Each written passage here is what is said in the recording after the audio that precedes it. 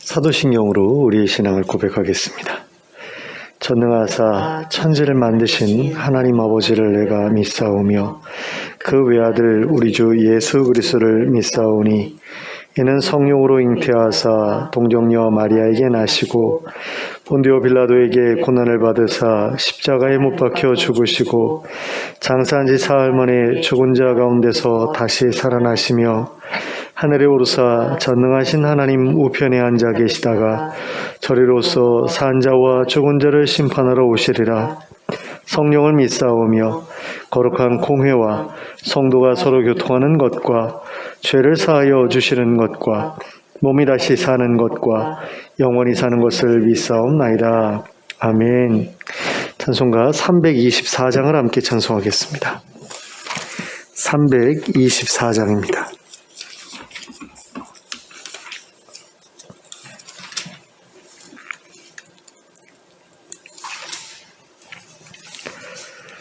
네, 324장 함께 찬송합니다.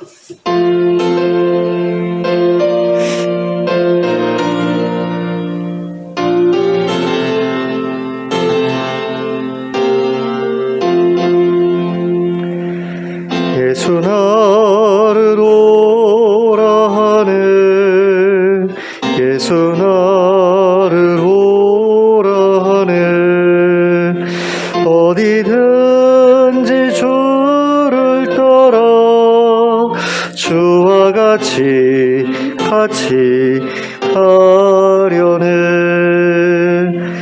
주의 인도하심 따라 주의 인도하심 따라 어디든지 주를 따라 주와 같이 가려네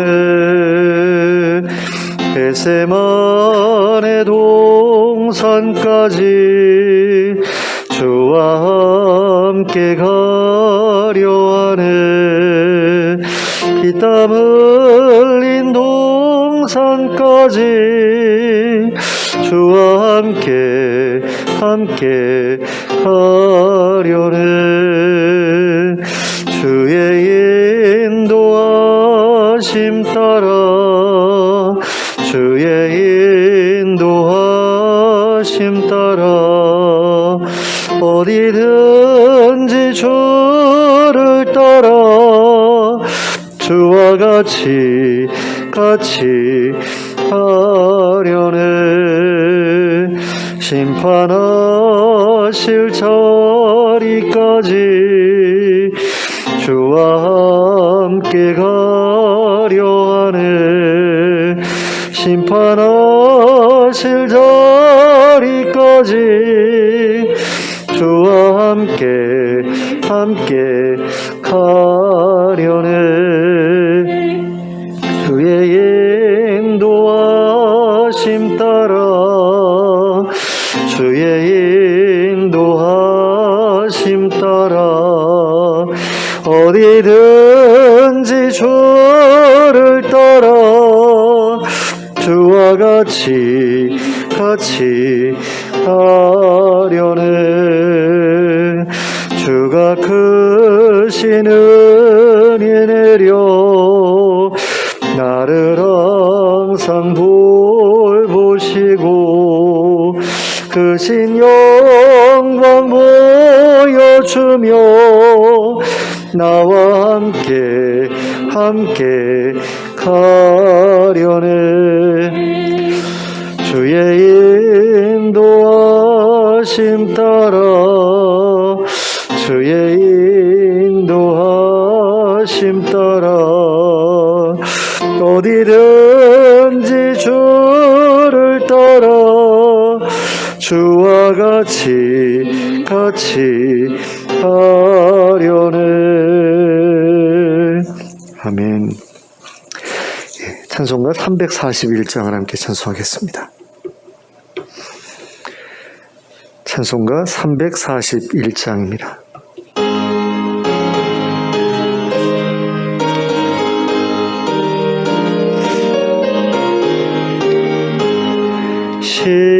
십자가를 내가 지고 주를 따라갑니다. 이제부터 예수로만 나의 법에 삼겠네. 세상에서 흑이 영화 모두 잃어버려도 주의 평안 내가 받고 영생 복을 받겠네. 주도 곤욕 당했으니 나도 곤욕 당하리. 세상 사람 간사나 예수 진실합니다. 예수 나를 사랑하사 빛난 얼굴 보이면 원수들이 미워해도 염려할 것 없겠네. 내가 핍박 당할 때에 주의 품에 안기고 세상 고초 당할수록 많은 위로 받겠네. 주가 주신 기쁨 외에 기뻐할 것 뭐냐. 주가 나를 사랑하니 기뻐할 것뿐일세. 아멘.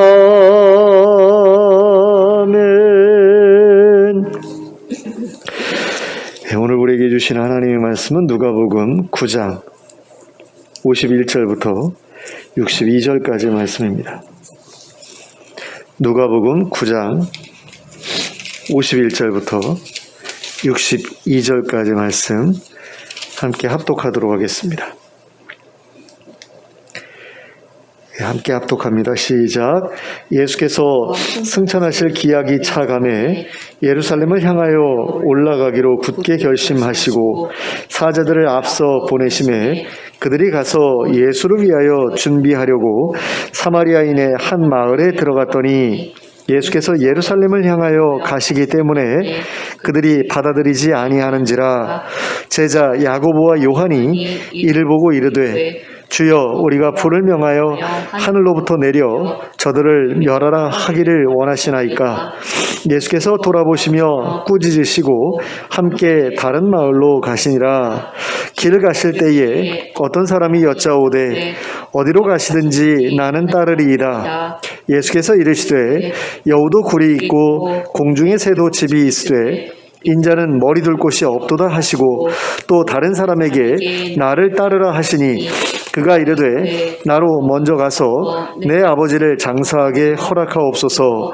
이르시되 죽은 자들로 자기의 죽은 자들을 장사하게 하고 너는 가서 하나님의 나라를 전파하라 하시고 또 다른 사람이 이르되 주여, 내가 주를 따르겠나이다마는 나로 먼저 내 가족을 작별하게 허락하소서. 예수께서 이르시되 손에 쟁기를 잡고 뒤를 돌아보는 자는 하나님의 나라에 합당하지 아니하니라 하시니라. 아멘. 오늘 우리가 함께 읽은 본문에는 예수님께서 십자가에 달리시기 위해 예루살렘으로 올라가시던 중에 벌어졌던 일들에 대해 소개하고 있습니다. 예수님께서는 예루살렘으로 올라가시기에 앞서 제자들을 사자로 삼아 먼저 보내셨습니다. 그리고 그들은 예루살렘으로 올라가시는 예수님의 여정에 앞서 움직이면서 예수님의 방문을 미리 준비하였습니다. 그런데 그들이 어느 사마리아인의 마을에 들어가게 되었을 때 아주 곤란하고도 불쾌한 일을 겪게 되었습니다. 그것은 그 마을 사람들이 예수님의 일행이 유대인들로 구성되어 있었다는 이유로, 그리고 예루살렘을 향해 올라가고 있었다는 이유로 자기 마을에 들어오는 것을 가로막았던 일이었습니다. 사마리아 사람들이 예수님의 일행에 대해 이렇게 거부감을 드러냈던 이유는 유대인들이 평소에 사마리아 사람들을 멸시하고 그들을 배척해 왔기 때문이었습니다. 사마리아 사람들은 패망한 북이스라엘 출신의 사람들과 이방 민족 사이에서 태어난 혼혈 족속이었습니다. 그리고 그들이 믿었던 종교 역시 순수한 유대교와는 거리가 있는 순수하지 못한 유대교였습니다. 그래서 유대인들은 사마리아 사람들을 부정하다, 우리하고는 다르다, 우리보다 열등하다라고 그렇게 생각했습니다. 그리고 유대인들은 예루살렘에 있는 성소만이 하나님의 성소이고 그곳에서 드리는 제사만을 하나님께서 받으신다고 생각했습니다. 그런데 문제는 유대인들이 그곳에 사마리아 사람들이 드나드는 것을 엄금했다라는 것이었습니다. 절대로 사마리아 사람들은 예루살렘 성전에서 제사 드릴 수 없다, 이렇게 막았다라는 거죠. 그래서 사마리아 사람들은 자기들의 신앙을 지키기 위해서 그리심산에 성소를 따로 지어놓고 그곳에서 하나님께 제사를 드렸습니다. 그래서 사마리아 사람들은 예루살렘에 제사 드리기 위해 올라가는 유대인들에 대해서 좋은 감정을 가질 수가 없었습니다. 그래서 예수님의 일행이 자기네 마을에 들어오지 못하게 막았던 것이었습니다.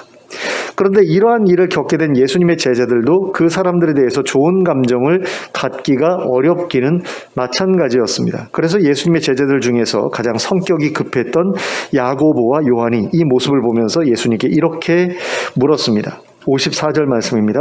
주여, 우리가 불을 명하여 하늘로부터 내려 저들을 멸하라 하기를 원하시나이까? 자, 이 두 사람이 예수님께 질문하는 것처럼 말을 하고는 있지만 실제로는 예수님, 하늘에서 불이 떨어지게 해서 저놈들을 싹 다 불태워 버릴까요? 라고 말한 것이라고 할 수 있습니다. 어디 우리 예수님이 가시는 일을 가로막느냐라는 거죠. 저런 일은 그냥 넘어가서는 안 된다라는 겁니다. 하지만 예수님께서는 그런 말을 하고 있는 야고보와 요한을 돌아보시면서 크게 꾸짖으셨습니다. 그리고 발걸음을 돌려 다른 마을로 가셨습니다. 자, 이런 사건을 보면서 우리는 예수님께서 제자들을 향해 패역한 세대라고 책망하셨던 이유를 다시 한번 확인할 수 있게 됩니다. 예수님의 제자들은 예수님을 특별한 분이라고 생각하는 것만큼이나 자기들을 특별한 사람들이라고 생각했습니다. 그래서 그들은 자기들이 예수님을 따르지도 않는 사람들보다 훨씬 큰 자라고 생각했습니다. 그래서 귀신을 쫓아내는 일도 자기들만 해야 되는 일이라고 생각했고 예수님이 따르지 않는 사람들은 하면 안 된다라고 생각했었죠. 그리고 그들은 또한 자기들이 다른 사람들로부터 높임을 받아야 한다라고 생각했습니다. 그 누구도 자기들을 함부로 대해서는 안 된다고 생각했습니다. 자기들을 하나님의 그리스도인 예수님께서 택하신 특별한 사람들이라고 생각했기 때문입니다. 그래서 그들은 다른 사람들이 자기들에게 함부로 대해서는 안 된다라고 생각하고 있었습니다. 그런 마음이 있었기 때문에 그들에게 있어서 사마리아 사람들의 태도는 절대로 용납할 수 없는 일이었습니다. 제자들이 그들끼리만 움직이고 있었을 때에도 그래서는 안 되는 일이었지만 예수님과 함께 움직이고 있었던 그때에는 더더욱 그래서는 안 되는 일이었습니다. 그래서 그들은 그 사람들을 버려야 한다고 생각했습니다. 그것도 하늘에서 불이 떨어지게 해서 태워 죽여야 된다 라고까지 생각했던 거죠. 그들의 죄가 그만큼 크다고 생각했기 때문입니다. 그런데 예수님께서는 그런 생각을 하고 있었던 야고보와 요한을 크게 꾸짖으셨습니다. 그리고 다른 길로 돌아서 가셨습니다. 제자들과는 뭔가 다른 그런 생각을 가지고 계셨던 거죠. 그러면 예수님께서 그렇게 하셨던 이유는 무엇이었을까요? 그럴 수도 있다라고 생각하셨던 겁니다. 그 마을 사람들은 아직까지 예수님이 누구신지 알지 못하고 있는 상태였습니다. 그들은 그저 예수님을 유대인 가운데 한 사람으로 보았을 뿐입니다. 그리고 유대인들은 지금까지 사마리아 사람들을 멸시하고 배척해온 사람들이었습니다. 그러므로 사마리아 사람들의 그러한 행동은 충분히 이해할 수 있는 그런 모습이었습니다. 그리고 무엇보다 예수님께서는 이 땅에서 그러한 일을 겪는 것이 자신에게 주어진 운명이라고 생각하셨습니다. 예수님께서는 이 세상에 대접을 받기 위해 오신 것이 아니었습니다. 섬김을 받기 위해 오신 것도 아니었습니다. 오히려 사람들로부터 배척을 받고 살해당하기 위한 목적으로 오신 것이었습니다. 예수님께서는 그런 일들을 통해 사람들로부터 배척당하고 거부당하신 하나님과 같은 자리에 서고자 하셨습니다. 그리고 그런 배척과 거부에도 불구하고 끝없이 사람들을 사랑해 주셨던 하나님의 사랑을 그들에게 보여주기를 바라셨습니다. 그러므로 자기를 배척하고 거부한다는 이유로 사람들을 처벌한다는 것은 예수님의 목적에 크게 어긋나는 일이었습니다. 그러므로 예수님께서는 그들마저도 품으셔야 했습니다. 그들마저도 사랑하셔야 했습니다. 그래야만 그들을 향한 하나님의 사랑을 제대로 드러내 보여주실 수 있으셨기 때문입니다. 그러나 제자들은 그러한 사실을 전혀 생각하지 않고 있었습니다. 그들은 자기들이 높아지기를 바랐고 큰 자로 대접받기를 바랐고 자기들에게 함부로 하는 자들을 벌하기를 바랐습니다. 그들은 세상 사람들이 가지고 있었던 생각과 전혀 다르지 않은 생각을 가지고 예수님을 따랐습니다. 그리고 이러한 제자들의 모습은 예수님의 입장에서 보시기에 참으로 개탄스러운 모습이 아닐 수 없었습니다. 그런데 예수님의 제자들뿐만 아니라 예수님의 제자가 되기를 바라는 사람들 가운데에도 이런 사람들이 있었던 것을 봅니다. 57절에는 그런 마음을 가지고 있었던 한 사람의 말이 기록되어 있습니다. 그는 예수님께 이렇게 말했습니다. 예수님이 어디로 가시든지 저는 예수님을 따르겠습니다. 그가 이렇게 말했던 이유는 무엇이었을까요? 예수님을 따라다니는 이 일을 굉장히 영광스러운 일이라고 생각하고 있었기 때문입니다. 그리고 예수님을 따라다니는 제자들이 굉장히 특별한 사람들처럼 생각되었기 때문입니다. 그래서 그는 자기도 그들처럼 되고 싶었던 겁니다. 그러니까 내가 이렇게 말하면 예수님이 나를 받아주시겠지, 나를 제자 삼아주시겠지, 그럼 나도 저 멋진 제자들처럼 저렇게 지낼 수 있겠지, 이런 생각을 가지고 예수님께 이 말씀을 드린 거죠. 하지만 예수님께서는 그를 향해서 이렇게 말씀하셨습니다. 58절 말씀입니다. 예수께서 이르시되 여우도 굴이 있고 공중에 새도 집이 있으되 인자는 머리 둘 곳이 없도다 하시고, 자, 예수님께서 이 말씀을 하신 이유가 무엇이었을까요? 예수님을 따라다니는 일이 결코 쉬운 일이 아니라는 사실을 그 사람에게 가르쳐 주고자 하셨던 거죠. 예수님을 따라다니는 일은 절대로 영광스러운 일이 아니었습니다. 오히려 배척당하고 거절당하는 일이었습니다. 사마리아 사람들의 마을에서 당했던 것과 똑같은 일을 계속해서 겪어야 하는 일이었습니다. 그런데 이 사람은 그런 모습에 대해서 잘 알지 못했습니다. 예수님께서 제자들만 데리고 다니셨을 때도 있고 수많은 사람들을 데리고 다니셨을 때도 있잖아요. 근데 수많은 사람들을 데리고 다녔을 때에는 굉장히 영광스러운 그런 모습들만 드러나죠. 야, 예수님을 따르는 사람들이 저렇게 많구나 그러면서 막 가슴이 벅차오르고 막 그랬을 것 아닙니까? 근데 소수로 다니셨을 때에는 굉장히 힘든 일들을 많이 겪으셨다라는 거죠. 근데 이 사람은 제자가 아니었잖아요. 제자가 되고 싶은 사람이었지. 그러니까 사람들이 많이 다닐 때만, 많이 예수님을 따라다닐 때만 예수님과 함께 있었던 거죠. 그러니까 영광스러운 모습밖에는 못 본 겁니다. 예수님이 얼마나 힘들게 사역하고 계시는지, 어려운 일을 겪으면서 지내고 계셨는지 그런 거에 대해서 전혀 알지 못했던 겁니다.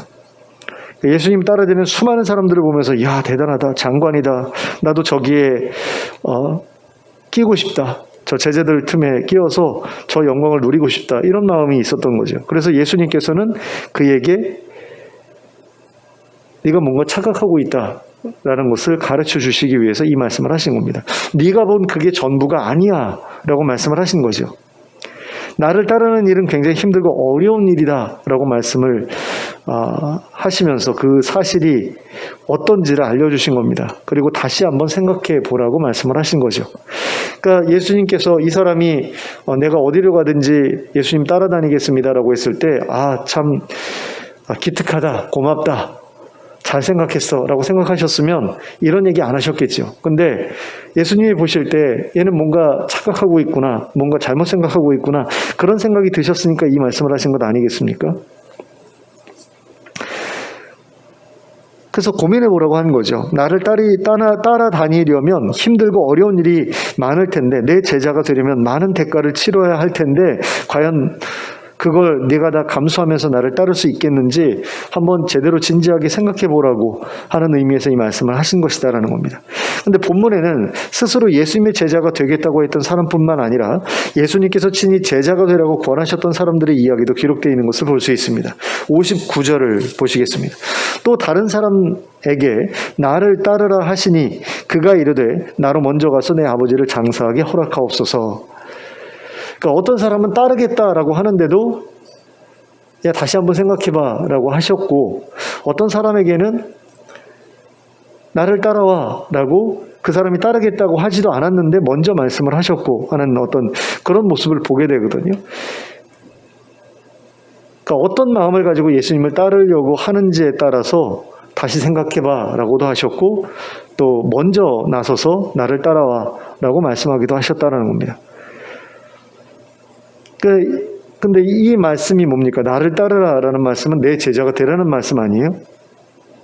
얼마나 영광스러운 그런 부르심입니까? 그런데 이 사람이 예수님께 뭐라고 이야기를 합니까? 내 아버지를 먼저 장사할 수 있게 허락해 주십시오라고 이야기를 하거든요. 근데 이 요청에 대해서 예수님 뭐라고 대답을 하셨냐면 60절에 죽은 자들로 자기의 죽은 자들을 장사하게 하고 너는 가서 하나님 나라를 전파하라 이렇게 말씀을 하십니다. 이건 무슨 얘기입니까? 허락할 수 없다는 이야기죠. 아버지를 장사하러 가겠다는데 그거는 다른 사람들한테 맡기고 너는 나를 따라와라. 그래서 하나님 나라를 전파해라. 이렇게 말씀을 하십니다. 이런 예수님의 대답을 보면서 어떤 느낌이 듭니까? 예수님이 굉장히 차갑고 냉정한 분처럼 느껴지죠. 아버지 장례를 치르는 것도 하지 못하게 하시다니 다른 사람의 사정을 전혀 헤아려 주시지 않는 분처럼 느껴집니다. 그러면 정말로 예수님이 그런 분이냐라고 했을 때 그렇진 않잖아요. 그런데 왜 예수님께서 이 사람에게 이렇게 말씀하신 것일까요? 그것은 하나님 나라를 전파하는 그 일이 아버지를 장사하는 일보다 훨씬 더 중요한 일이라는 사실을 그 사람에게 가르쳐 주시기 위함이었습니다.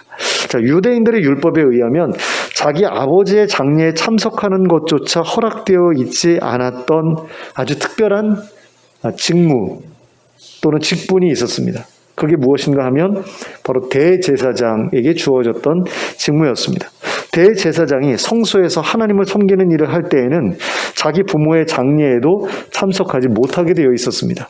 그러니까 대제사장이라는 그런 그 신분을 가지고 있는 것만으로도, 그리고 그 직무를 이행하는 것만으로도 다른 사람들과는 완전히 다른 어떤 그런 모습을 취해야 했다라는 거죠. 근데 그 가운데 하나가 자기 가족의 장례식에도 참석할 수 없었다라는 것이었습니다. 그런 점에서 예수님께서 이 사람들로 아버지의 장례에도 참석하지 말라고 말씀하신 것은, 명령하신 것은 예수님의 제자가 되어 하나님 나라를 전파하는 그 일이 대제사장이 성소에서 하나님을 섬기는 일만큼이나 중요한 일이다 라는 의미를 그에게 가르치고자 하신 것이라고 할 수 있다는 거죠. 그러니까 너가 내 제자가 된다라고 하는 것은 하나님께서 어떤 사람에게 대제사장의 직무를 맡기는 것만큼이나 중요한 일을 너에게 감당하라고 맡기려고 하는 것이야 라는 그런 이야기를 지금 예수님께서 하신 것이다 라는 겁니다.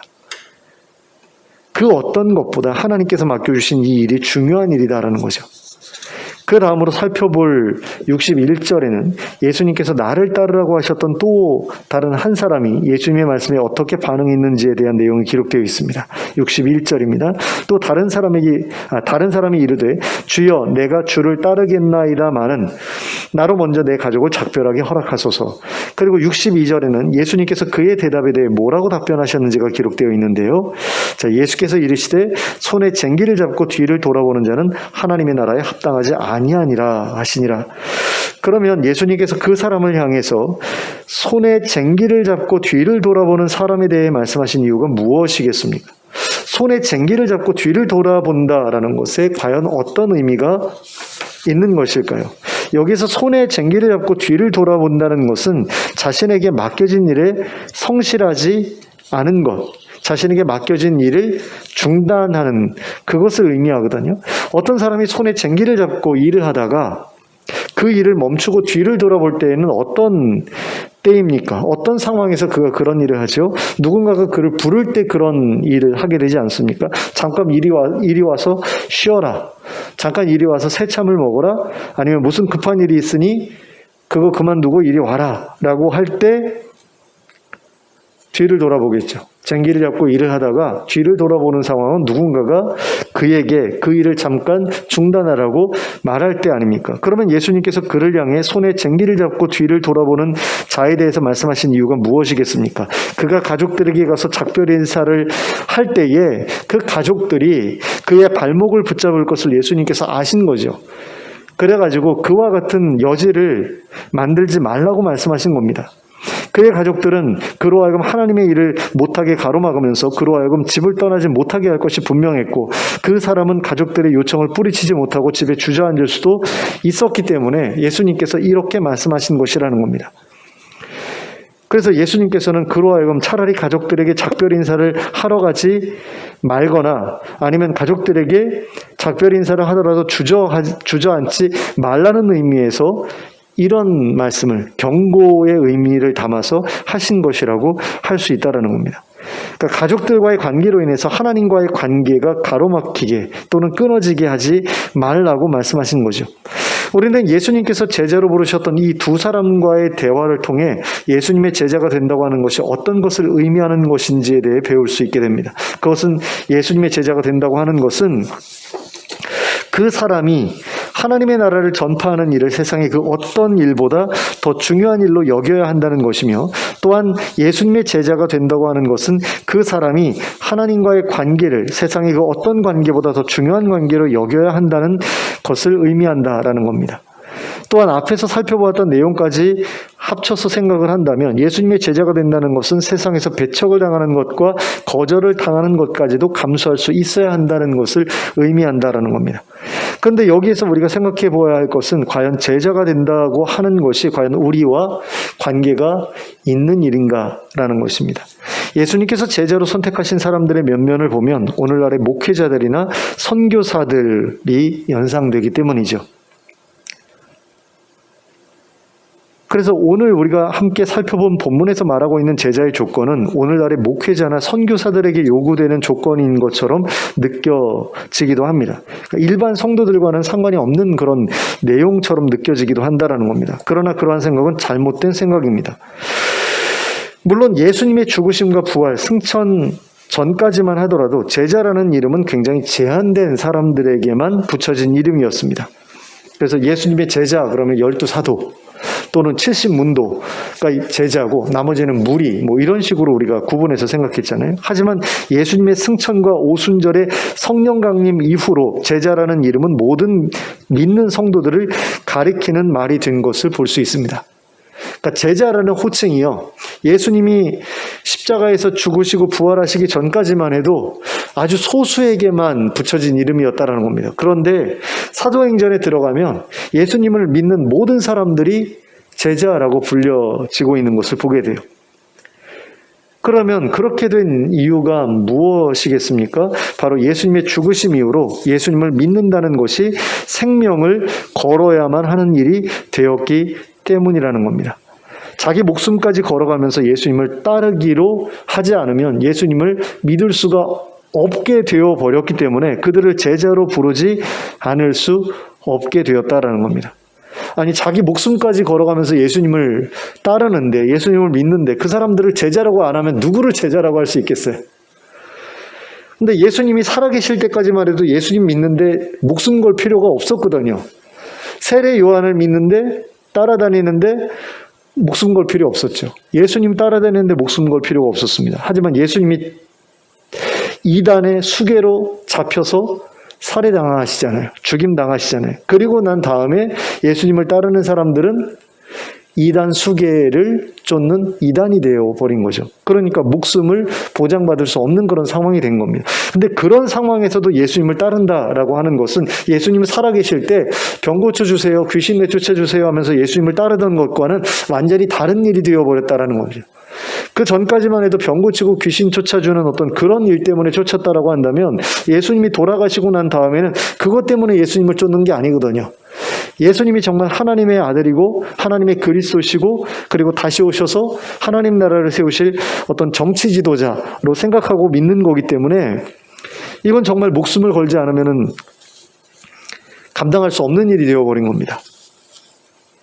근데 그 사람들을, 그렇게 예수님을 다시 오실 하나님께서 세우신 왕이라고 믿는 그 사람들을 제자라고 안 부르면 누굴 제자라고 부를 수 있겠습니까? 하지만 오늘날 한국 사회에서는 예수님을 믿는다는 것이 반드시 목숨까지 걸어야 되는 일은 아닌 것이 되었죠. 그래서 자기 십자가를 지지 않고서도 예수님을 따를 수 있게, 그러다 보니 그리스도인이라고는 부를 수 있어도 예수님의 제자라고 부르기에는 부족한 교인들이 너무나 많아져 버렸다고 할 수 있을 것 같습니다. 예전에 제가 읽었던 책 가운데 굉장히 도전이 되었던 책 중에 하나가 제자입니까? 라는 책이거든요. 두란노에서 나온 책이고요. 후안 까를로스 오르티즈라는 그런 남미 목사님일 거예요. 근데 그 목사님이 쓰신 책인데 굉장히 충격적이었어요. 너가 교회를 다니고 있고 그리스도인이라는 이름을 가지고 있는데 근데 예수님의 제자라고 할 수 있을까? 그런 질문을 던지는 그런 책이었거든요. 그러니까 그리스도인이라는 이름, 세례교인이라는 이름보다도 더 중요한 게 예수님의 제자라는 이름이라는 그런 의미에서 그런 제목을 지은 것 같아요.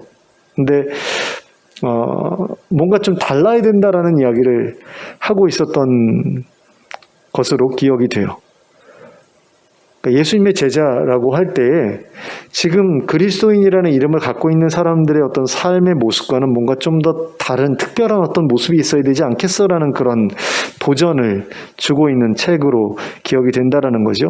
근데 실제로 그리스도인이라는 이름을 갖고 있어도 예수님의 제자라고 보기에는 좀 어려운 그런 믿는 사람들이 너무나 많아져 버린 것 같다는 생각이 드는데 91년도, 92년도에도 그랬지만 지금도 마찬가지가 아닌가라는 그런 생각이 들어요. 근데 예수님께서는 뭐라고 말씀을 하시냐면 제자에 대해서 자기를 부인하고 자기 십자가를 지고 예수님을 따르는 사람들만이 당신의 제자라고 하셨거든요. 그러니까 아무리 고생이 되고 힘든 일이 찾아오더라도 예수님을 따르는 그런 사람, 가족들을 장사 지내는 일보다도 하나님 나라 전파하는 일을 더 중요하게 생각하는 사람, 가족들이 가로막고 붙잡더라도 예수님을 따르는 일을 더 중요하게 생각할 사람만이 당신의 제자라고 예수님은 말씀하셨습니다. 그런 사람들만이 당신을 따라 하나님 나라에 들어가게 될 것이라고 말씀하셨어요.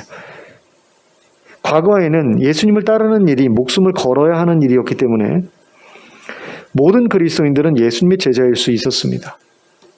그렇지 않겠습니까? 그러니까 목숨을 걸고 예수님을 따르는데 예수님의 제자가 아니야 라고 말할 수는 없잖아요. 하지만 이제는 그렇지 않게 되어버렸습니다. 오늘날에는 세례를 받고 교회를 다니는 일에 있어서 목숨을 걸지 않아도 되기 때문에 그리스도인들이라고 해서 모두가 다 예수님의 제자라고 할 수 없게 되어버렸다라는 거죠. 마치 예수님이 살아계실 때와 같은 그런 상황이 되어버린 겁니다. 그러니까 그리스도인이라는 이름을 가지고 있다라고 하는 것은 예수님을 따라다녔던 그 무리 가운데 속해 있다라는 것과 별반 다를 바가 없는 일이 되어버렸다라는 거예요. 예수님을 따르는 모든 이들이 예수님의 제자였던 그 초기 기독교의 그런 어떤 성도들의 모습과 다른 그런 모습을 가지고 살아도 그리스도인이라는 그런 이름으로 불려지게 되었다라는 거죠. 그래서 예수님을 따르는 것이 목숨을 걸지 않아도 되었던 그때에 예수님을 따르겠다고 자발적으로 나섰던 그 사람을 향해 예수님께서 해주셨던 그 58절의 말씀은 오늘날의 그리스도인들에게 굉장히 의미 깊은 그런 말씀이라고 할 수 있을 것 같습니다. 그러니까 예수께서 이르시되 여우도 굴이 있고 공중의 새도 집이 있을 때 인자는 머리 둘 곳이 없도다. 자, 예수님을 따르겠다라고 할 때 예수님 이런 말씀을 하셨잖아요. 내가 예수님 어디로 가든지 따르겠습니다 라고 할 때 이 말씀을 하셨거든요. 근데 이 말씀을 예수님께서 오늘날의 그리스도인들을 향해서도 동일하게 주고 계신다라는 거죠. 여우도 굴이 있고 공중에 새도 집이 있지만 인자는 머리 둘 곳이 없어. 나를 따른다는 것은 머리 둘 곳이 없을 정도로 힘든 일이야. 내 제자가 된다는 것은 그렇게 힘든 일이야. 근데 우리는 그런 각오 없이 예수님을 따르면서도 예수님의 제자인 것처럼 스스로 착각을 한다라는 거죠. 오늘날에는 그리스도인과 예수님의 제자라는 그게 서로 일치되지 않는 그런 상황인데도 불구하고 내가 그리스도인이기 때문에 나는 예수의 제자라고 착각하는 그런 모습들이 우리에게 있다라는 겁니다. 참 안타까운 일이죠. 예수님께서도 이 땅에 사시는 동안에는 그의 신분에 합당한 대접을 받지 못하시지 않았습니까? 사람들로부터 거절당하고 배척당하셨죠. 그럼에도 불구하고 예수님은 하나님 나라를 전파하는 일에 자신의 모든 것을 거셨습니다. 그것이 예수님께 맡겨진 사명이었고 꿈이었고 모든 것이었기 때문입니다. 그래서 예수님께서 그 일을 위해서 결단하시는 것을 보게 되거든요. 예루살렘으로 올라가실 때 결단하셨다라고 되어 있어요. 그게 예수님에게 맡겨진 사명과 꿈과 모든 것을 성취하기 위해서 예수님께서 가지셨던 어떤 마음의 각오였던 거죠.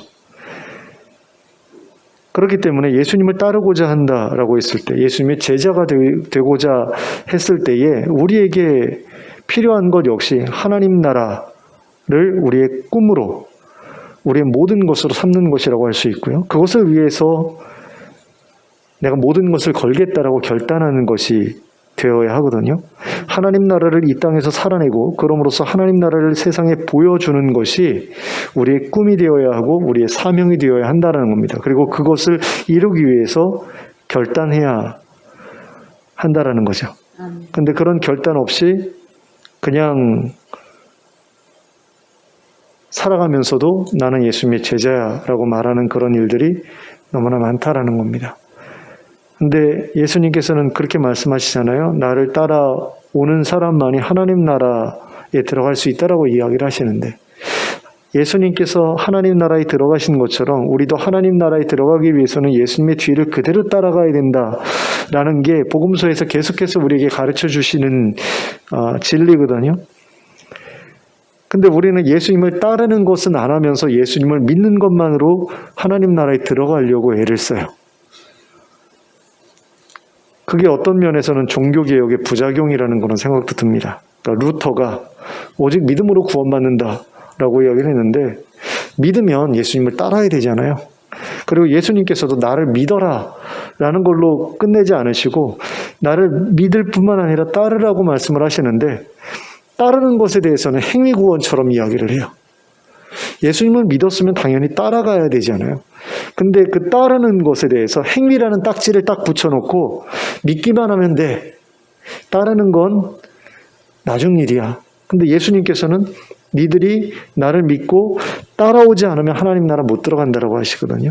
그리고 따랐느냐 따르지 않았느냐에 따라서 심판하신다라고 말씀을 하세요. 성경에서는 늘 심판의 기준을 행위에 두시거든요. 그 행위는 예수님을 따르는 그런 행위죠. 그러니까 그리스도인이라는 그런 타이틀을 가지고 믿기만 하면 나는 하나님 나라 들어갈 거야, 이렇게 생각하면서 사는데, 예수님은 그렇게 말씀하지 않으셨다는 겁니다. 너희가 내 제자가 되어서 나를 따라야 하나님 나라에 들어갈 수 있어. 나를 믿으니까 따르는 거 아니겠어요? 예수님을 믿으니까 따르는 거 아니겠어요? 그러니까 예수님을 따른다라는 것에는 믿는다라는 게 전제로 깔려 있는 거거든요. 그러니까 믿는 사람만이 따를 수 있으니까 결과적으로 따르는 것을 보면 저 사람 믿는구나 안 믿는구나가 확인이 되잖아요. 근데 내가 믿는다라고 말했을지라도 따름이 없으면 그 사람의 믿음은 가짜일 수밖에 없죠. 확인할 수 없는 게 돼버리잖아요.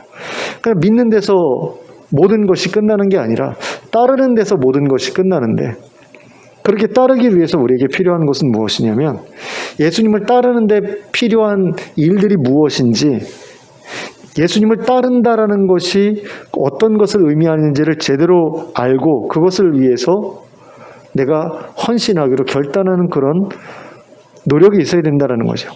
그런 모습, 각오가 있어야 된다라는 거죠. 그 각오가 있은 다음에 정말로 그분을 따라 살아가는 그런 모습들이 우리에게 드러날 때, 우리에게서 드러날 때 우리는 참으로 예수님의 제자로 하나님 앞에 인정을 받게 될 것이고 그 나라에 들어가게 될 것입니다. 그러므로 예수님의 뒤를 따라 하나님 나라를 전파하기로 굳게 결심하는 우리가 되었으면 좋겠습니다. 그리고 그것을 위해서 대가를 지불하기를 주저하지 않는 우리 모두가 되어서 예수 그리스도의 제자로 인정을 받고 하나님 나라에 모두 함께 들어갈 수 있게 되기를 예수 그리스도의 이름으로 축원합니다. 기도하겠습니다. 사랑의 하나님 아버지, 예수님께서 나를 믿으라고 하셨을 뿐만 아니라 나를 따르라고 하셨습니다. 그리고 예수님을 따른다라는 것이 얼마나 어려운 일인지에 대해서도 말씀해 주셨습니다. 세상에서 하나님 나라를 전파하는 일을 가장 중요하게 여기고 하나님과 관계 유지하는 것을 가장 중요한 것으로 여기고 그 일을 위해서 대가를 지불할 수 있어야 예수님을 따를 수 있고 또 예수님의 제자라고 말할 수 있다는 것을 하나님 많은 사람들에게 예수님께서 말씀을 하셨는데 실제로 그 말씀을 듣고 예수님을 따랐던 사람들은 소수에 불과했던 것을 봅니다. 물론 초기 기독교의 많은 성도들은 목숨을 걸고 예수님을 따랐던 것을 볼 수 있지만 그 이후로 기독교가 변절되면서 많은 사람들이 예수는 따르지 않고 예수를 믿는 것만으로 내가 구원받았다라고 이야기를 하고 마치 예수의 제자가 된 것처럼 그렇게 착각했던 것을 봅니다. 하나님, 그런 착각이 오늘날에까지 이어져 내려와서 교회 안에 그리스도인이라고 불려지는 많은 사람들이 있지만 실제로 예수님의 제자라고 할 수 있는 사람들은 별로 찾아보기 어렵게 된 것을 보게 됩니다. 하나님, 어쩌면 우리도 예수님의 제자라고 불리울 만한 그런 모습이 전혀 없는 명목상의 그리스도인은 아닌지 모르겠습니다. 하나님, 그 부분에 대해서 우리가 스스로를 돌아볼 수 있게 해주시고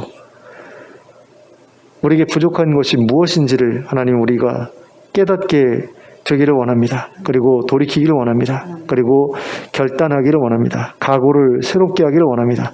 예수님을 따라 살기로 결단하게 하시고 하나님 나라를 전파하는 일에 내 인생을 걸겠다고 결단하게 하시고 또 하나님과 관계 맺고 하나님과 동행하는 것이 다른 누구와의 관계보다도 더 중요하다고 생각하고 그분과 함께 걸어가기 위해서 어떤 대가를 치르더라도 중도에 포기하지 않겠다고 결단하는 그런 모습들이 저희들에게 있게 해주시길 원합니다. 그래서 저희의 한 걸음 한 걸음이 하나님 나라를 이 땅에 세워나가는 그런 걸음들이 되게 하여 주시고 또 예수님을 뒤따라가는 걸음들이 되게 하여 주시고 그래서 예수님께서 들어가신 그 하나님 나라에 우리도 들어갈 수 있도록 인도하여 주시옵소서.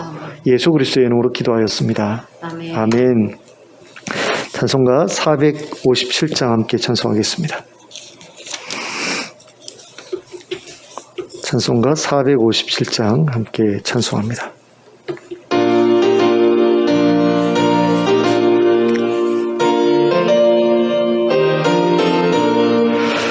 겟세마네 동산에 주를 생각할 때에 근심이나 걱정을 외면할 수 있을까?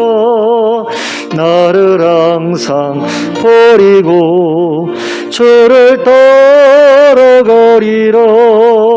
빌라도의 뜰에선 주를 생각할 때에 수치됨과 아픈 곳 못 견딜 수 있을까? 길이 참고 묵묵히 주를 따라가리라. 갈보리산 올라간 주를 생각할 때에 나의 받는 괴로움을 비교할 수 없으리. 십자가를 지고서 주를 따라가리라. 무덤에서 부활한 주를 생각할 때에 환난이나 죽음도 두려울 것 없으리. 승전가를 부르며 주를 따라가리라. 아멘. 주님 가르쳐 주신 기도로 예배를 마치겠습니다. 하늘에 계신 우리 아버지여, 이름이 거룩히 여김을 받으시오며 나라가 임하시오며 뜻이 하늘에서 이루어진 것 같이 땅에서도 이루어지이다. 오늘 우리에게 일용할 양식을 주시옵고 우리가 우리에게 죄 지은 자를 사하여 준 것 같이 우리 죄를 사하여 주시옵고 우리를 시험에 들게 하지 마시옵고 다만 악에서 구하시옵소서. 나라와 권세와 영광이 아버지께 영원히 있사옵나이다. 아멘.